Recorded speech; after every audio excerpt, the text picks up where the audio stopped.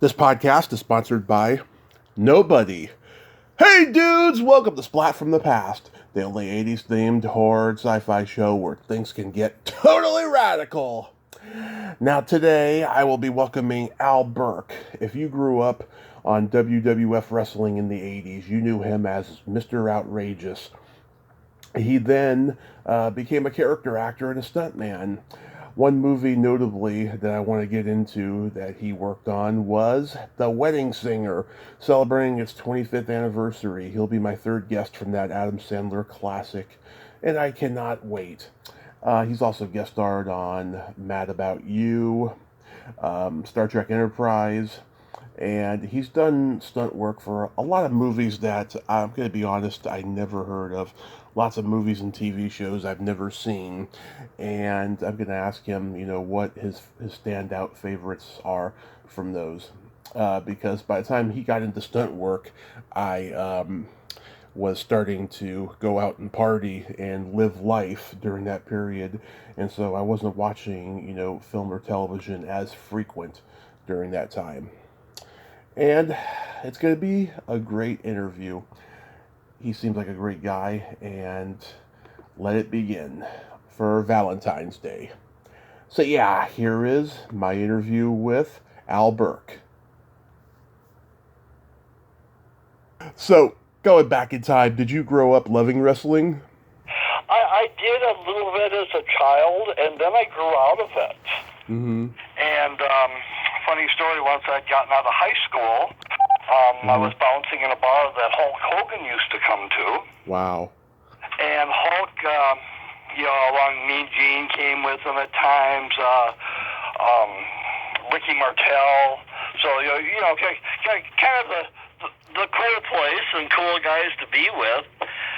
But he told us, he had us over to his apartment at the time and told us where and how to get into wrestling. Mm-hmm. And I walked away from that meeting going, you know what, no, I can't see myself doing that. And my friends were just jacked, and they were so happy. And so, they went through the whole process and got into it, and they were traveling all over the world. And they tell me, oh, yeah, we just got back from Japan. We're going to Australia. We're going to Europe. We're wrestling in Hawaii. Here, there, everywhere. And I listened to their stories for 2 years. Wow. And then finally I'm like, you know what? It sounds pretty good. And so actually one of them had become a trainer at that point at Eddie Sharkey's camp there in Minneapolis. And so he ended up training me personally. So I got into it, and then, the funny part is I outlasted all three of those guys together. They were actually known as the Terminators. Yeah. In the wrestling world, and Dan Rigotti is the one who trained me. In fact, John Boyd just died here about a year ago, sadly. Wow. But yeah, I outlasted all three of their careers, combined. Yeah. I had a decent run. I ended up winning 16 different championships. Yes. So, I guess I've done well. Yeah, absolutely. Now, had you been into sports in high school? Yeah, I went through football, of course. It's funny, one of my football coaches was also the wrestling coach. Mm-hmm. So he wanted me to come out for wrestling, and, I basically was like, no, I'm not rolling around with sweaty guys. I'm into girls. So instead of wrestling then, and I was really kind of required to do a sport, just because I was, the football star. Right. So I did hockey. Wow. Well, being, heavily penalized for the way I played, I ended up starting my own league in high school, and we ended up having 4 teams. Mm-hmm. And, we would rent the big local arena, the good indoor ice arena, and we actually went down and had playoffs and stuff, so it was kind of fun. But yeah, and then I did track. Yep. And so I was a shot putter. Same here. Because of my size and strength and all that good crap. But yeah, it was all good, and it was fun, and went through it. But then once I got out of high school, I went into going love boxing. Mm-hmm. So that was my first step after that. And I had actually boxed a little bit as a child. I went to what was the police gym in Minneapolis, because that's where I was living at the time. Mm-hmm. And but I went back, did boxing, and ended up winning the city championship of Minneapolis and going to the Upper Midwest, which was I think 7 states. And both times there, I lost to the guy that ended up going to the Nationals. So, you know, well, an okay run, I mean, you know, there. And so left that, went to karate, you know, went through June Ree Karate was at the time, and then it became Midwest. They didn't like Mr. Ree's, all of his requirements, so they thought they would break off. And it's just some of the best karate guys in the world. I mean, my actual trainer was Gordon Franks, who had the world championship. The Worley brothers, if you knew anything about karate back then, John and Pat Worley, you know, were also part of this, Larry Carnahan. So, you know, it was a kind of an elite deal there, and trained there, but, you know, still, I mean, I did well there. I mean, I think I was out of 13 tournaments. I got a trophy in 12. Or it was 14 tournaments, and I got a trophy in 13 of them. I mean, but, you know, did well, but then all of a sudden, you know, along came wrestling, and yeah, like I said, I fought it for a couple of years, went in, and I just retired as the pandemic started. I had retired, and then they wanted me to come to Toronto. Yeah. And so I went up there. You know, I decided, you know, I never got to wrestle in Canada before, and sure, why not? So I went ahead and got back in shape, and my first match, I know you know, the first thing I did up there, I wasn't happy with myself. I just wasn't in, you know, good shape. It felt like my feet were in mud. Yeah.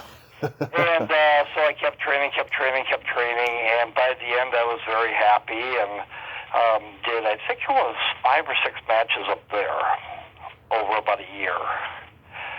So, yeah, came back, did that, and like I said, that was, I think, October of, would it be 2019, I think.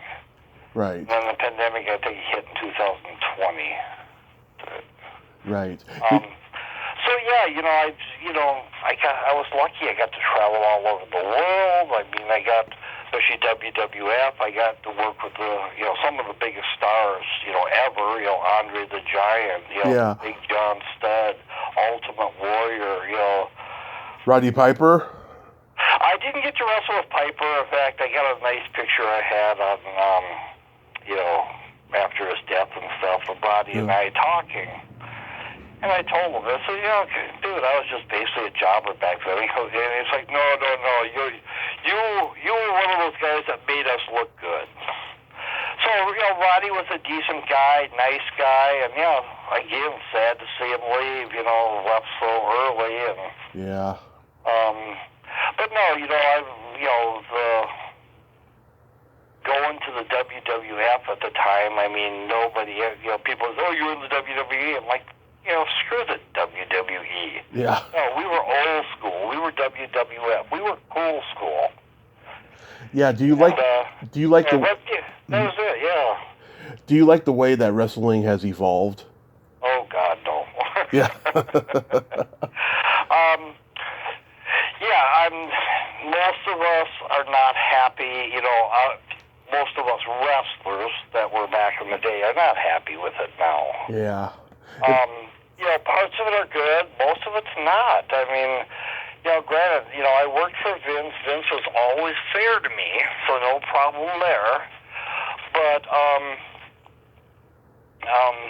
you know, he's a very wealthy man that built an empire, with the wrestling. His dad handed it off to him, and he actually failed the first time, and Dad came back and retaught him, and then Vince basically stepped on everybody's toes and went off and did his thing, and captured the world. So, businessman, 100%. In fact, I've had a few issues with Vince since I left, because if you remember Mean Gene Okerlund, he was working for Vince for many, many years, and his son was my distributor for the UWF wrestling, the old Herb Abrams side of the UWF. And we had gotten a contract somewhere, and Vince went in and go, no, only I'm in here, nobody else, and, strictly business, so we got kicked out because, Vince is the big dog, and he's got, all the big talent and all the shows and stuff, so, that was my only run-in with Vince, but no, when I worked for him, he was always fair. I gotta give him that, and, he runs a heck of a show. Yeah. Not so much anymore, in my opinion, but he still runs a big show, though. Yeah, it seems like it's become like football or baseball. It's all about advertisers and who's popular and who's got the biggest salary. It's become a corporate business, it seems. Oh, it's very, very corporate. It's so corporate. I tried to get into a show when I came here to L.A. with one of my daughters. And they go, dude, it's so corporate. I don't know if we can even get you in. I'm like, shit, I worked for 5 years. Yeah. Don't matter.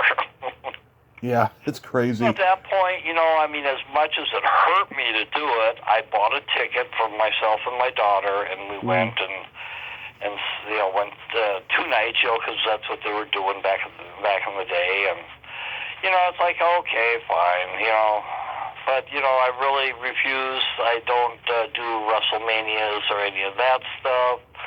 I won't give Vince my money or my time.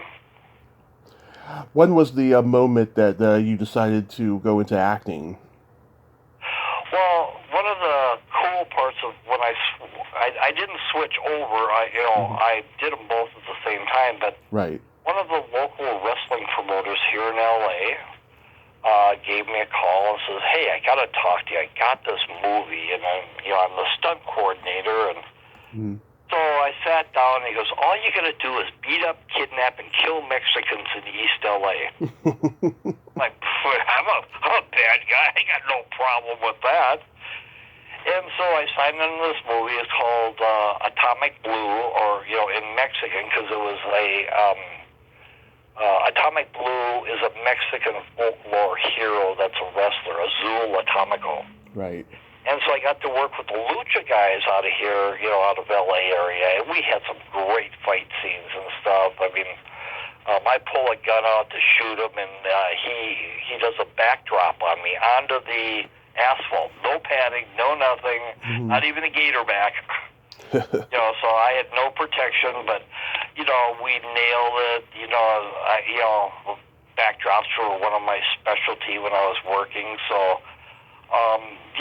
We got to do some cool stuff, and the movie didn't really go anywhere, and for a long time especially, it was just locked in a closet, I think. And now it's out in, I think, a couple of different places that you can get it. But that opened up the door for me, and so I went out and I got an agent, and just started moving forward, and here I am however many years later, almost 20 years later now, and I had to add up a bunch of my stuff. And, best I could estimate is I've done at least 700, maybe 800, possibly even as many as 900 music videos. Wow.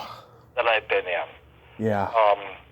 There's a IMDb website, which is the Internet Movie Data Bank. Yep. That's kind of our Bible. If you're on there, you're somebody. Yeah. And right now, I think I have over 230 credits on there just for acting.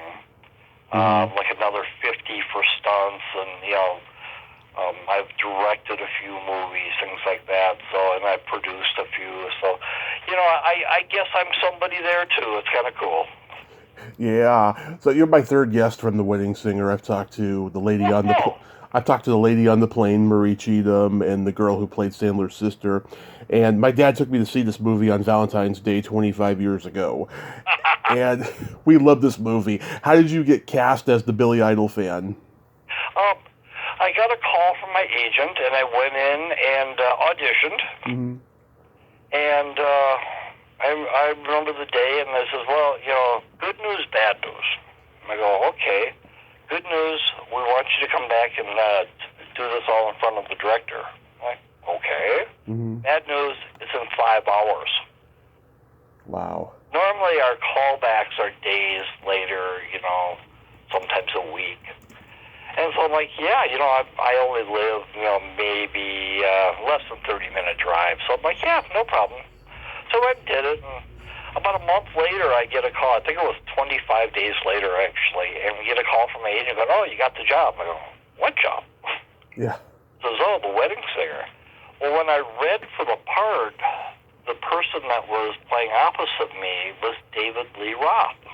Oh, wow. According to the script. So then when I get the job, that night, a carrier brings over my script. I think I got it like at 7 o'clock at night. Yeah. It's like, oh, wow, this is cool. So I'm reading it, and it's for, Billy Idol. I'm like, oh, okay, that's cool, too. Wow, so it was David Lee Roth before? The cool part is we shot at the Universal Studios where they had the actual plane inside of one of the studio buildings. Mm-hmm. So went over there, did that. Well, my trailer was overlooking the clock tower from Back to the Future. Mm-hmm. So, that kind of iconic again. So, and they bring over my contract. I'm sitting there at the table, and the tram goes by. And they're like, oh, yeah, there's the clock tower, blah, blah, blah. Oh, that guy looks scary. I wonder what he's doing here. And I also realized I was the kid on that tram many, many years ago, and now I'd come full circle, and now I'm going to be the actor in this movie. Wow. So that was kind of cool. Yeah, was it just one day? Did you have any other dialogue that ended up on the cutting room floor? Well, I did. It was just one day. Actually, when I hit Glenn with the cart and knock him down, and then I jump on him, pick him up, just basically his head so you can see his face. Yeah. And I forget what my other line is. Oh, what should I do with him? Oh. And then I pick him up, throw him in the bathroom. And they decided, nah, it's much cleaner. You just dive him in the back. The door will be open. The flight attendant's there. She pushes him in, slams the door, and you both stand there guarding him. Oh, that would have been perfect. Well, yeah, it would have been fun. But even I get to notice that the movie's coming out. Yeah. I'm scared to death. I mean, they're showing it. I got the invite, but did I hit the cutting room floor? And then I'm thinking, well, that they would have to reshoot the end of the movie somehow because it wouldn't make any sense. And so, I get there to the theater. I'm sitting there, and then there comes my part, and I'm like, oh, wow, this is cool. Working with Billy Idol was a little bit of a trip because, Billy is not an actor. I mean, he's definitely a performer. Yeah. But he got so into the part that they had set up sandbags to try to stop him from going. Mm-hmm. And he was busting the sandbags trying to get through it, to get to Glenn. Yeah. Because the whole thing in the movie. So that, I believe, was the first take. Mm-hmm. But yeah, he got into his part, but it's funny because by the end he was like 3 or 4 rows back behind me. He'd gone so far, and I'm like, excuse me, coming through. And then I did my line where I'm supposed to. He takes a step back, I step into a spot, and say my line, and which cool. It kind of became one of the iconic one-liners of Anywhere. So that was fun, but yeah, it was a fun day, and the cool part is I still get paid for that. I get residuals 4 times a year, 13 weeks. I get a check, and now it's only, maybe $100 and some, not much, but that's $100 and some I didn't have yesterday.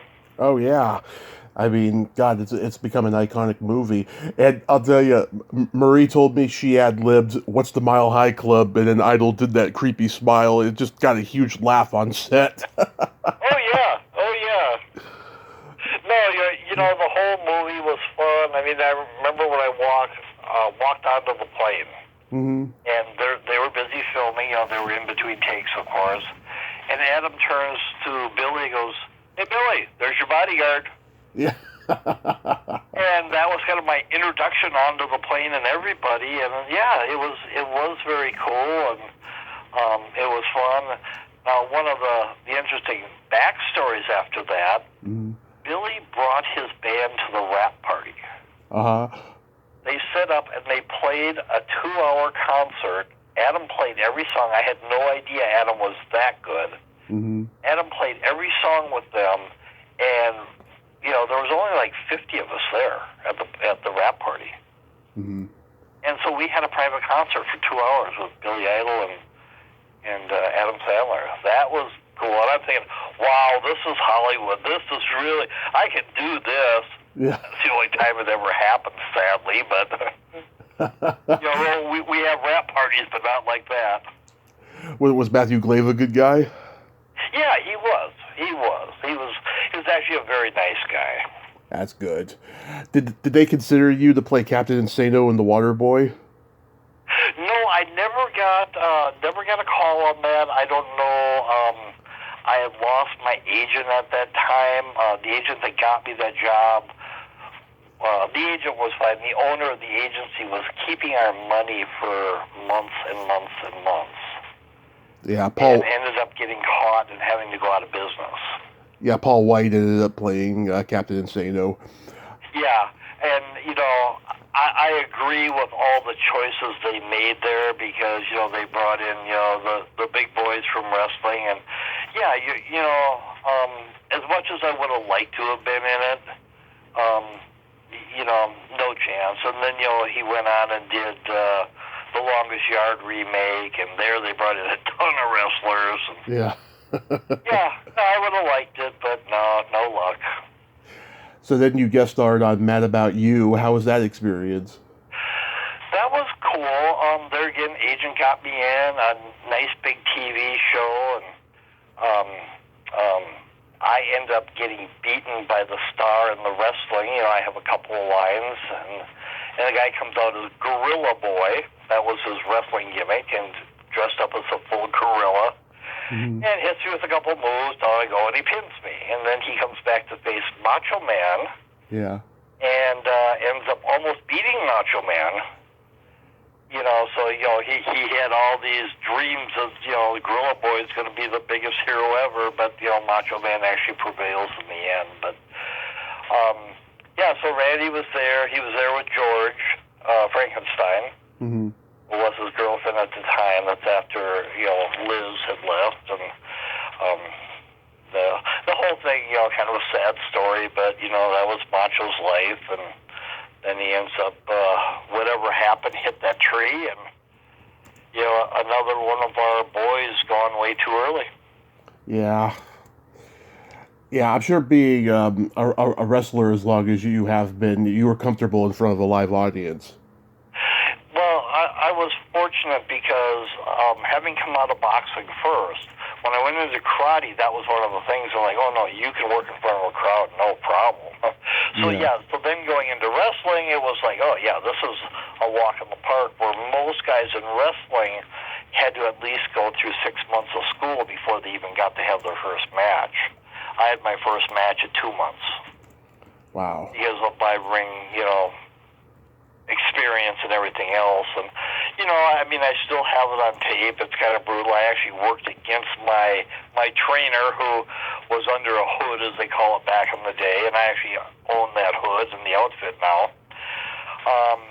But yeah, it definitely wasn't a good match. I mean, he told me, give him a sidekick, and I blasted him with a sidekick.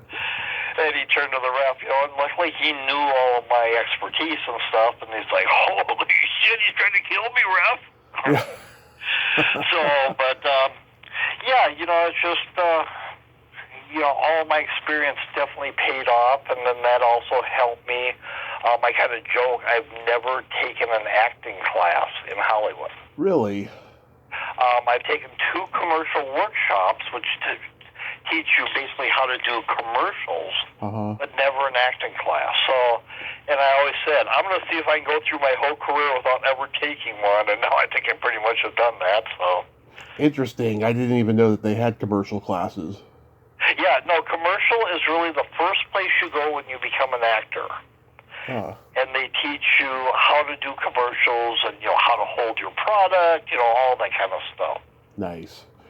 So, the acting classes, I figured, I was such a character in wrestling that I didn't need that. And it really has carried me through. I probably have missed a few jobs here and there because I wasn't an accomplished actor, but I am an accomplished character. Oh, absolutely. You played a butcher on The King of Queens? Yes, that was kind of fun. Yeah, Kevin James, he's probably cracking everybody up on set. Oh, yeah, between that and, what was the other one? Remy, was it Remy? Remy Martin? The female. Leah Remini. Remini, yes. Yeah. I did a show with them. I think it was with the 2 gay guys. I remember, but they were same thing. God, cracking us up listening to these people, and they're just having fun. They're joking and cracking jokes on people, and it was the fun part of behind the scenes before we got in front of everybody. Yeah.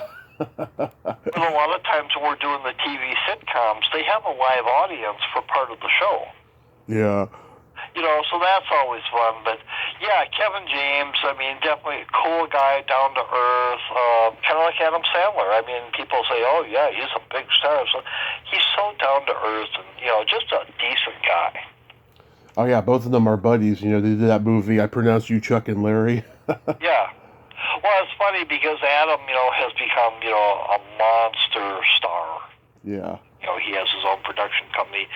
And he goes back, and all the people he went back through, the comedy world with.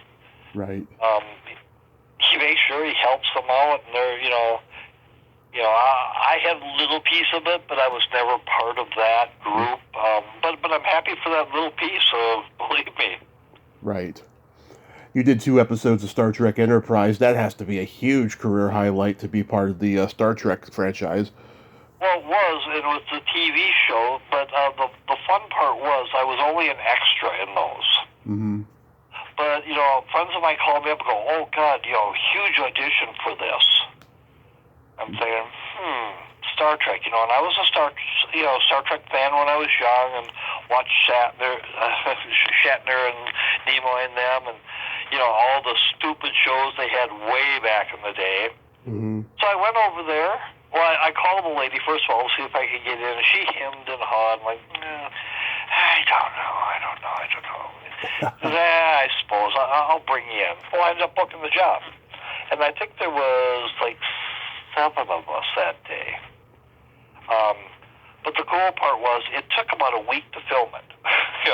Yeah. And so I was an Arctic alien, the first one. Yeah. And, so that was kind of cool, and we were all in this bar and, having fun, and they called me, I think it was like 4 months later, and says, we have another alien we're just inventing, and we want to offer it to you. Still an extra, but, and they go, says, we've developed this Aeolian, but the only problem is we need you to be clean-shaven. And I had my mustache for years and years with, wrestling and, the handlebar mustache. So I thought about it for a minute, and I go, well, they're filming 3 days before Christmas and 3 days after New Year's. And that's really a downtime for us. I'm like, it's Star Trek. Yeah, that would be cool. Yeah. So I went ahead and shaved, went in. Well, the fun part was the first one, especially, we would sneak around all the different sets from, the Star Trek Enterprise. Well, we couldn't find the bridge because that was in another building. But I was taking pictures in the, like sick bay, and I'm holding a beaker and a test tube, and cool stuff like that. And then we'd get caught, and the guard would be, guys, can't be back here, blah blah blah. So we'd head back to our area. But we actually brought in like big lounge chairs. Just to sit in, and our clothing in the first one, I probably was wearing 50 pounds of clothing with all the different layers and the huge furs and stuff. But we would show up, I think it was 4 o'clock in the morning on that one, and we would be ready by 7 o'clock to, start walking on set, getting our placement and stuff. So it was a lot of time in the makeup chair, getting the prosthetics on, but no, it was very cool. I was very happy with that. And then I did have one of my makeup people, I talked them into doing some special makeup for me, so I became, the pointy-eared person. I'm not supposed to say because I never got to do it. Yeah. It warned me. But I had pointy ears and stuff, so he put the makeup on me, did that, and he took some pictures of me, and then it's like, okay, I got to take it back off because they actually have to check the prosthetics out and check them back in. Right. Now, one day after leaving, one of the prosthetics had ripped when they were taking off my face. And they glue this stuff on with surgical glue, so it does not come off unless you use a special solvent. And also the head makeup guy standing in front of me, and he's like, explain to me what happened. And I'm like, I don't know. It ripped. He goes, did it hurt? I go, oh yeah, I thought my skin was coming apart. He turned around, walked out. I heard him yelling and screaming, and this wasn't my regular makeup person. This was the person I filled in. All I heard was, pack your bags, you're fired. I'm like, oh, damn. But yeah, being part of Star Trek, I felt, that was a huge bump in my life, even though I was just an extra. But the cool part was, as an extra in those, I think it was over $1,000, sometimes $3,000 for that week. So that's not a bad week in any book that I look at. Yeah. Have you ever done a Star Trek convention? No, I have not, because I didn't feel as an extra that I really was that, even though I was on the show and stuff. But now, speaking of conventions, I've got a banner, and I've been talking to a guy in Nova Scotia for one, but they're trying to get me to do the Star Trek tour. The Comic-Con tour. Right. And so I have my banner for it. Mostly it's Punchy the Clown, but they did put the Star Trek logo on there, which, I was there, but I'm not sure they would like that. But, the Wedding Singer picture, a WWF picture on this whole thing. So, it is part of my history, and, I guess I'm going to be going with it. I'm not supposed to sell, especially that picture of the ears. Because I wasn't it, and they kind of warned me, and they're very protective of that stuff because it was a huge, huge franchise. Oh, yeah. But one of the hard parts for me is then I tried to get into the movie. Any of the movies. And they would not touch me because I was on the TV show. There's a huge rift between the groups. Wow. I never even knew that. That's strange. It is strange, but the egos and stuff, it's just part of it. And I'm like, okay, well, fine. I guess I don't get to do a Star Trek movie, but the movies are cool. I've been to every one.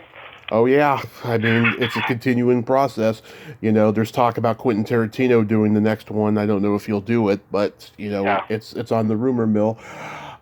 One horror movie I'd like to bring up is It Wants Blood, because I'm Facebook friends with James Balsamo. He's a real character, and I know a bunch of people who's in the movie. So tell me about getting involved in that movie.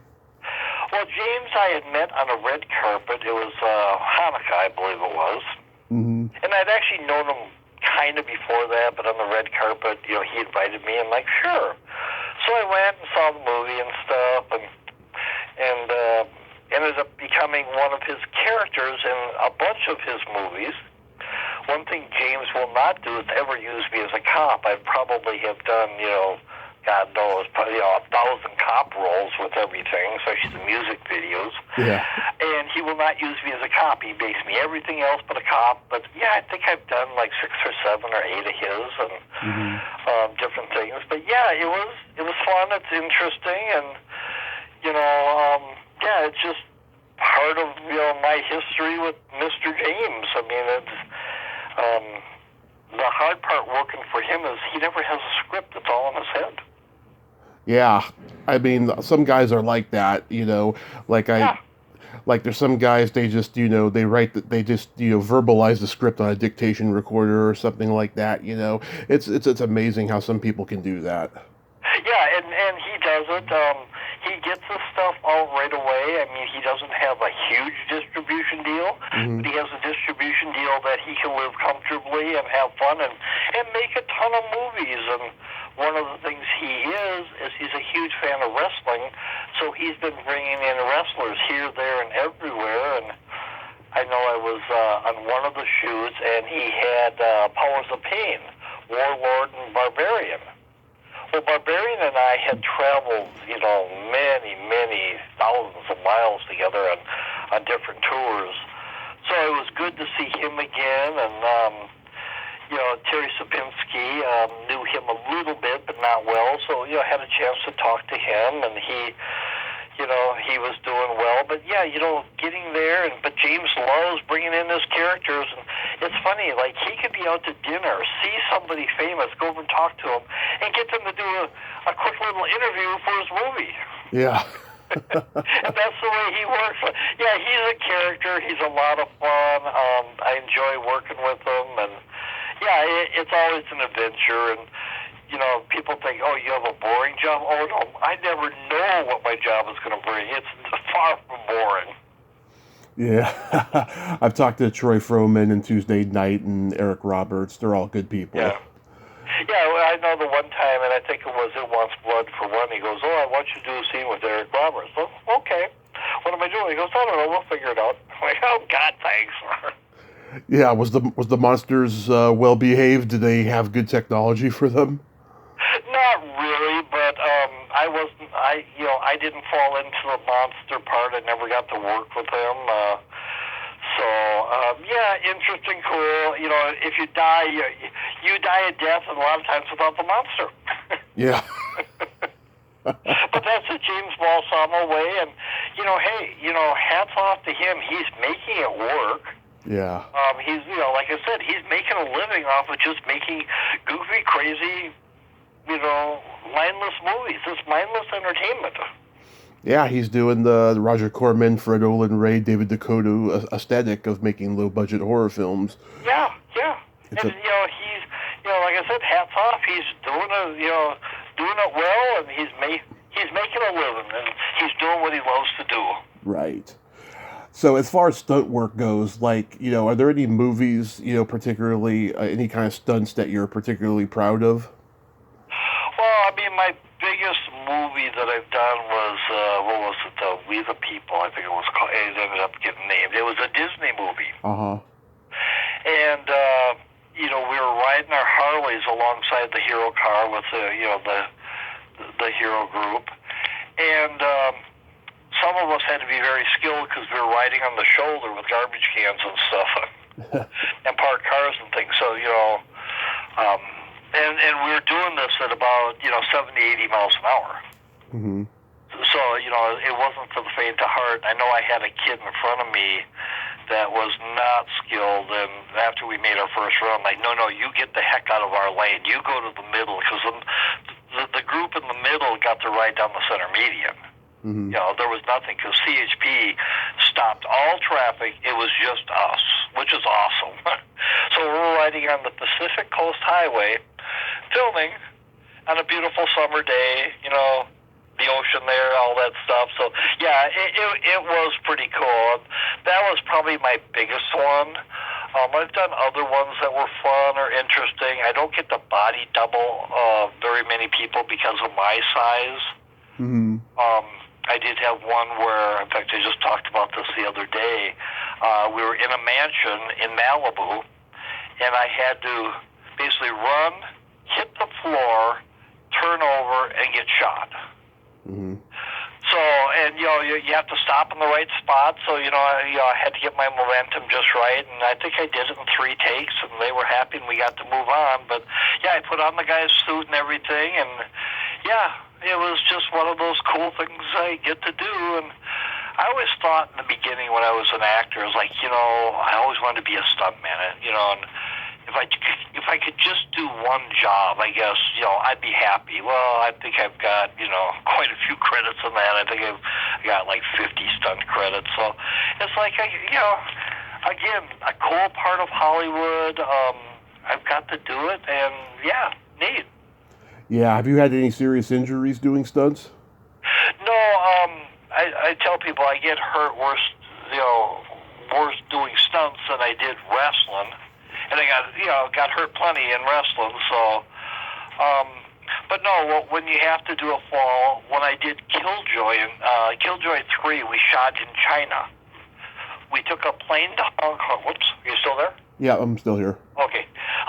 We took a plane to Hong Kong and a train into China, and then we filmed in a studio in China. Well, one of my things, I get hit with the big mallet by Killjoy. Mm-hmm. I go flying through the air, and I smash onto part of the table that we were having dinner where we were eating this cute young girl, who I was basting in this big pot. But so we had to build a breakaway table, but I knew that this table that had a tablecloth on it, the cloth wasn't going to stay when I hit it. So we couldn't cheat it with padding. So I'm up on a 12-foot ladder, and I'm doing a dead fall backwards onto this table. So I had the craft service lady read some water bottles for me, because I knew I was going to lay on the floor for a while. I was able to wear a gaiter back, so I got to protect my back somewhat, because I was falling on plates and dishes and stuff like that. But went ahead and did it, and yeah, I laid there for I think about 3 hours while they filmed all around me, and I just kept packed in this, the frozen bottles and moving them, and getting myself, unhurt, because that's a heck of a fall. And the director and I argued, beforehand that he didn't want me to do it because he knew that it's dangerous. And I'm like, hey, we're here to prove ourselves. Let me do my job. Right. And one of the things I did, because the table at my head when I'm falling onto the table was a real table. Mm-hmm. It was a real built table, but it was built not as a stunt table. So I had taken a plate, and they were steel plates that, we were using for eating, supposedly. And I put it at the corner of the table, and then somebody moved it, and I screamed. I'm like, who touched my table? And then, well, that was in the wrong spot. I go, no, you don't understand. That's in the perfect spot. If my head hits this real table, it's going to carve me open. If I hit the plate at that corner, it'll just bruise me. So I said, nobody touched this table, until we're done. And then when I came, I had hit so perfectly that the plate from the air underneath flipped over onto its face, onto the real table. So but I'm falling backwards. I can't see. I've got to judge everything. So the stunt-wise in that, it worked out perfectly. It was fun. That was a very stunt laden movie there, because I have a good fight scene with Killjoy himself before he does that to me. And I told the director, I go, I need my stuntman in there because I would kill, actual Trent Hagen, Killjoy. So he gave me one of my stunt guys, and I actually gorilla pressed him over my head and slammed him onto that table that was real at the time, and then later I fall through it and demolish it. Wow. We made it kind of real, but yeah, it was that was a tough one. I've had a few, but it's just part of the business. If you're going to do it, just do it like a man. Take it, and even hats off to the girls that do it. I mean, they step up, they take their bumps, they take their bruises, and we walk away. That's our job. You know, there's no complaining, there's no whining, there's no, oh, poor me, I'm going to hurt myself. No, you probably are going to hurt yourself, and that's your job, and that's what we do. And even like when I did Toby Keith, As Good As I Once Was music video. Yeah. We had a whole stunt crew in there, and Toby came to us afterwards, and he's like, guys, I used to do this when I got drunk and stupid. Yeah. You guys do it for fun, and you enjoy it. Yeah. And we're like, yeah, you know, this is what we do. You know? Yeah. But, you know, that's the difference. And, yeah, we, you know, even like that one, I got choke slammed through a fake table there, but it was just a choke slam. So it was, you know, at the most, you know, 5 feet off the ground, no big deal. For most people, it'd be a big deal, not for, you know, real stunt people. But, yeah, that's just part of the fun stuff we get to do. Absolutely. You mentioned before writing, producing, and directing. Do you like doing that as much as the other things? No. No. I wrote a movie, or I helped write a movie. I haven't actually written the whole movie myself. Okay. It's due to come out, I'm hoping, this year. I have what we call a showrunner here in Hollywood, and he's a person that fixes all your problems in your stuff as much as he can before he takes it to sell it. And, yeah, I took a royal beating on that one. So, why are you doing this? You can't do this without doing that. And, no, don't ever do this. And, you know, what are you thinking? You know, like I said, you know, I realized writing is a real art form. I don't have that. You know, I could probably do it. It's not my passion. I don't want to be a writer. Director, I directed my first feature film in Africa. Using all African talent who I had just met when I flew in that day. We instantly went into auditions for this movie, and I actually called a meeting partway through. We were way up in middle Uganda, and I says, how many of you want to go to Hollywood? And all the hands were up, and oh yeah, me. I go, I would fire all of you in the first day because you're lazy. I go, now I know why people hate actors. Yeah. Well, that day, the rest of that day was a great day. They worked hard, and the next day we're back to being lazy. But no, you know, there again, not my passion. I mean, I know how to do it. I'm okay at it. I don't claim to be great. That takes time, effort, and a whole lot of experience. But, you know, it's one of those things. I got it done. The King of Darkness was the one I did in Africa, and that one, I just got a contract for the distribution of it, and I don't think we're going to take it. Okay. But, you know, we're still working at it. It's a finished product.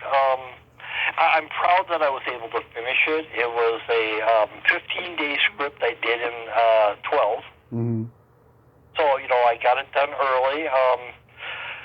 Yeah, you know, it's, you know, hats off to, you know, writers and directors. It's like I said, it's just not my passion, and I don't have fun doing it. I totally get it. Do you have any upcoming projects you'd like to mention? Well, just the ones coming out. We have one that my group, we have made so many companies money. And, you know, one, you know, 3-movie deal we did was Killjoy. Killjoy 3, Killjoy Goes to Hell, and Killjoy Psycho Circus. We made that company a ton of money, which we got paid pennies on.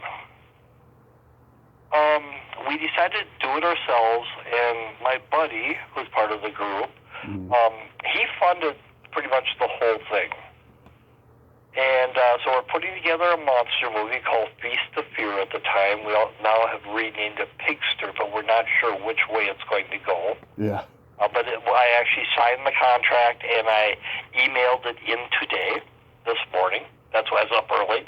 And so we decided that we were going to do it ourselves, our team, because we, like I said, made everybody else a lot of money.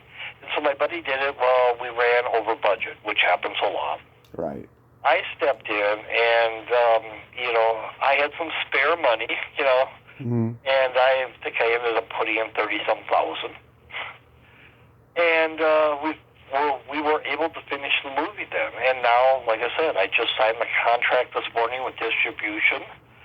It's with Bloodhouse. So I'm sure that now that I've signed it, I can legally say who it is. It's part of Glass House Entertainment. And there's another one that has a bad name, Breaking Glass, but it's not them. It's Bloodhouse and, Glass House. And luckily, the president of the company is a huge wrestling fan, so we'll be talking a wee bit of wrestling there. And I'll take some of my belts over and show him, and, we'll do the fun thing there. But that's the biggest thing coming out right now. The King of Darkness is the one I directed in Africa. That I'm hoping will also come out sometime this year if I can get the right deal on that one. And then later this year, there will be a movie called Old School where a bunch of us come out of being retired cops, come back to save the day because my daughter was kidnapped, my daughter in the movie. Mm-hmm. And because somebody, the bad guy she put away back in the day, had been released from jail, and he kidnapped her to pay her back for, her sending him to prison. Right. And my granddaughter, her daughter, and I set out on this little adventure to find her mom and my daughter and bring her back. So I bring back all my old friends from the police department, and we go out and we get the job done. And the fun part is it's more of a family film. There's really no swearing. The only nudity is one of the cops was in a nursing home, and he had the open gown, not the surgical gown, the gown you wear when you go to the doctor's office that ties up in the back. Yeah. We get a quick butt shot of him, so that was our joke. That's the only nudity was a bail, no female nudity, So we tried to change some things by doing that, and that one's about 95% done right now, and that's the one I helped write. And the biggest mistake we made in the beginning was we heard the police, we didn't see the police. Partially because we didn't have the budget. Well, my showrunner ended up getting me one of the studio lots, New York Street, for free one night. All I had to do was have insurance. And we called another friend that had a production going at the time, and we were able to use their insurance. So we brought in 3 police cars, 2 police dogs. We had EMTs. I mean, all this moving parts there on New York Street. So I was happy we were able to fix that to help that movie become hopefully sellable. But that's about it for this year coming out. I'm still working all the time, happy about that. I enjoy being a working actor. Every time I get a call, it's like, oh, cool, I get to do this or I get to do that. And especially, it's like, oh no, you're filming on the Sony studio lot, or you're at MGM Grand, or you're at CBS. I mean, Universal. These are cool, iconic things in Hollywood, and I still get to do it. I actually have a thrill when I go back on the lot. It's very cool. It is. That is just so tremendous, Al. You mentioned before about the cons. Do you have any cons coming up? Well, the only one that I'm trying to work on right now is the one up in Nova Scotia. We're trying to figure things out. I've got a message out to a manager that I hope can just help me line it up, because there again, I don't want to take my time doing that. I just love working. I don't like working to set something up. Put me in front of camera, acting, stunts. Let me do my job. I go home. All this extra stuff behind the scenes, I know I have to do it, but I don't want to do it all. And I want a manager. I had one, but he ended up deciding it was too much work, which I understand. And so he bowed out. So I don't have a manager to line that up, or an agent, whatever you want to call them. So I'm working on another one right now, and I leave that to them. I was worried about doing the cons because I didn't want to be like the wrestler in the movie The Wrestler, Mickey Rourke. I didn't want to be the loser that's all I've got going for me. I love working. I love going in front of camera. I love, even doing stunts and getting hurt. I don't mind because I get to do something that's cool. I I don't want to just be the guy going to the cons, sitting there hoping to make a buck, because this is all I got going for me. So I really have fought that for many years. I've been offered things that I just like, no, I don't want to do that. I like being the actor yet. But because Punchy was so iconic, I will actually probably on every con I do, one whole day, and it'd normally be a Saturday, because Friday, you have the opener, and I would just dress as me. Monday as me. But the Saturday, the whole day, I'd come out as Punchy the Clown in the complete outfit, and basically just take pictures, take selfies that day. Yeah, you've had a lot of good fan interactions over the years. Yes, that has really helped a lot. It's fun when I've showed up at cons. Right away, people will call out the character name. Mm-hmm. So they're fans of this movie or that movie, and that's always fun. You hear your name echoing down the hall. Somebody's calling you. Yeah. so that is very cool. But like I said, I still enjoy working as long as I can work. I want to.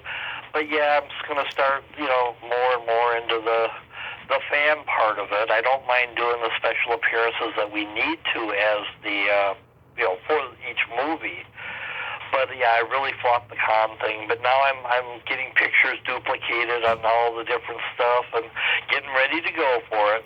Yeah, the conventions have really become like a special appearance thing to promote movies now, and it never used to be. Before, it was kind of like a customer appreciation day for the fans, but now it's become something more. It's really evolved. I think it's evolved in some good ways, but also, they've become very expensive too, but that's a whole separate issue.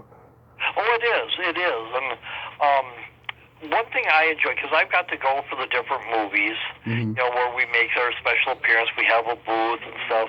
When I would see some cool character dressed up coming by my booth, I'm like, oh, wait, I want a picture with you. Yeah. Because I become a fan. So that's always fun. And so that's why I thought me coming out as Punchy, that might be it. If it doesn't work, I don't have a problem with it. I can go back to just being me. But I thought for the fans, that might be it. And I was getting kind of a buzz about setting up a big fan base of anybody who comes dressed as a clown on that Saturday when I'm making my appearance. We'll do a huge group photo and see how it bills. Mm-hmm. So I thought that would be kind of fun. And but we got to see how it plays out. And it's growing pains there, and we'll see what works, what doesn't work, and adjust it from there. Absolutely. Al, thank you so much for coming on and sharing these great stories. I hope you have a happy Valentine's Day and keep enjoying doing your work, and just to have a great rest of your day. Yeah, no, thank you for having me. I enjoyed. I always like sharing with the fans, some of the experiences we have, and we have a few. Yeah. Have a great day. Be safe out there. You too. Thank you much. Bye, everybody. Bye-bye. Well, there you have it. Al Burke. Ain't he a cool dude?